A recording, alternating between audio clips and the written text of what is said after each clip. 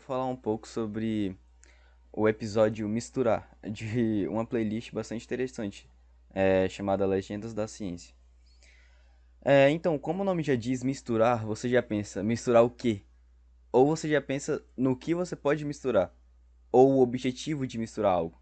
No caso, você mistura algo para alcançar algum determinado objetivo, seja fazer um remédio, seja fazer uma bomba, seja fazer um veneno, seja tudo isso. Depende, é claro, da pessoa, dos equipamentos que você vai utilizar e tudo mais. Voltando aqui, quando você escuta misturar, você pensa hoje em dia em diversos equipamentos que você pode utilizar para isso e tudo mais.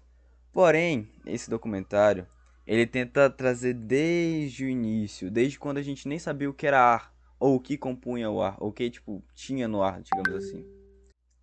Então, ele tenta falar sobre isso, principalmente pegando em geral a química, né?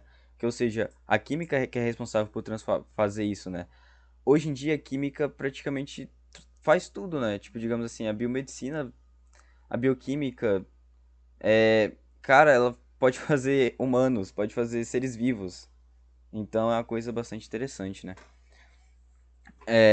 Bom, então o objetivo da química em geral é montar esses objetos extraordinários, assim, que, digamos, há 100 anos atrás, quando você perguntasse pra uma pessoa, você fez tal coisa, você acha que tal coisa pode acontecer? Essa pessoa não vai saber disso. Não vai saber, nunca vai ter, por exemplo, visto isso ou usado tal determinada coisa. Já o computador não, o computador ele hoje em dia, né, com o computador, ele também consegue simular, então eles caminham lado a lado, digamos assim.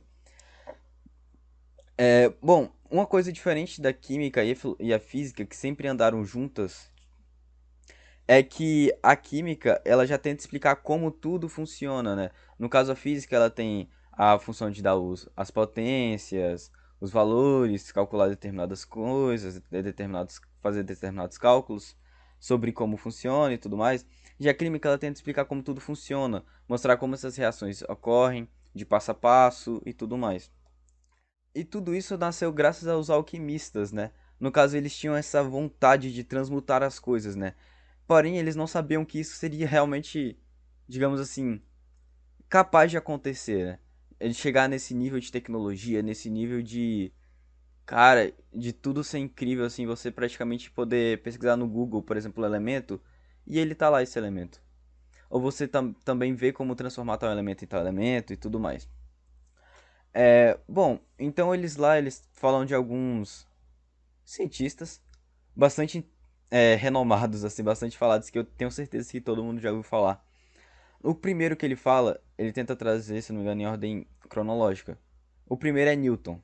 Na época de Newton, lá em 1704, quando ele lançou o grande livro dele, A Ótica, que é inclusive álbum de algumas bandas, como Pink Floyd, é uma imagem bastante colorida, né? Que é o prisma lá, colorido. Aquele livro, todo mundo pensa que ele só fala sobre fenômenos de luz, mas não, ele também fala sobre biologia e geologia. Porém, no final do livro, Newton traz uma severa crítica e também alguns medos deles e também algumas questões, algumas dúvidas, né, que ele tem. No caso, em como vai resolver tudo isso, né? Então ele fala assim: quando se faz uma reação química, os corpos que se descompõem tem partes que vai para um corpo, para um primeiro corpo, e tem partes que vai para o segundo corpo. Então ele ficou impressionado com isso, quis saber o porquê tinha acontecia isso. Porque tipo, tinha alguns elementos que iam primeiro para um corpo e depois para outro, e o porquê tinha isso. Então ele foi estudar, estudar, estudar e descobriu que tinha uma força geral chamada gravidade. E foi daí que nasceu, né? A grande lei da gravidade, né? As grandes leis de Newton. Então, todo mundo conhece o Newton figura pública, né? Aquele Newton físico, o da gravidade, mas eu aposto que tem muita gente, eu mesmo não sabia que ele também tinha esse lado, digamos assim, químico, né? Porque grande parte da vida dele, o Newton, digamos assim, secreto, ele fez muitas experiências, inclusive usando muito os caldeirões dos alquimistas. Então, é bastante importante falar sobre Newton, já que além da física, ele foi bastante importante para a química. Pra astronomia também, para muitas coisas, digamos assim. O outro cientista que eles falam é Lavoisier. No caso, o, digamos assim, fundador da famosa frase: nada se perde, nada se cria, tudo se transforma. E é algo bastante visto, né? Até hoje em dia. Tem testes em laboratório que mostram isso. E digamos assim que não é é, tão raro disso acontecer, ou de se mostrar isso. Por exemplo, uma vela. Se você derreter uma vela, ela vai continuar com o mesmo peso. Mesmo amassada, reduzida, ela vai continuar com o mesmo peso. Uma coisa interessante do Lavoisier é que na época dele, ele tinha o melhor laboratório do mundo e com as balanças praticamente exatas. Eram as melhores balanças do mundo, já que ele utilizava bastante para gases. Então é bastante interessante isso.